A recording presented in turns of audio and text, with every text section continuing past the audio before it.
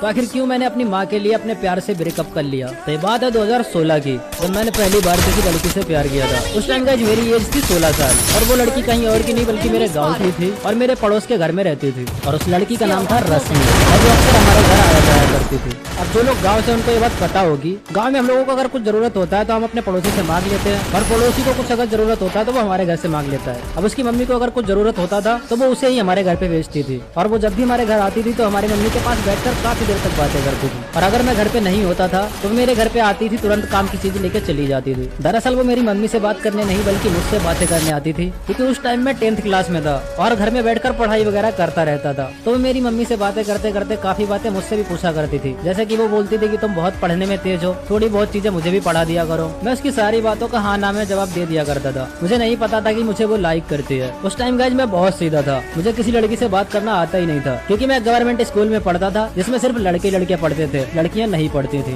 मैं बचपन से लड़कियों से बहुत दूर रहा हूँ, तो मुझे लड़कियों से बात करने में बहुत ज्यादा शर्म आती थी। फिर एक दिन वो मुझे अकेले गली में मिली तो उसने मुझसे बोला कि तुम मेरी सारी बातों को इग्नोर क्यों करते हो, मेरी बातों का अच्छे से जवाब क्यों नहीं देते हो, क्या तुम में ज्यादा एटीट्यूड है। तो मैंने उसे बोला, अरे नहीं सॉरी, मैं ना पढ़ाई में ज्यादा ध्यान रखता हूँ तो तुम्हारी बातों का अच्छे से रिप्लाई नहीं कर पाता। और फिर कुछ दिन बाद आता है 2016 का पहला दिन, यानी कि न्यू ईयर, और उस दिन वो मेरे साथ कुछ ऐसा करती है जो मैंने कभी भी नहीं सोचा था।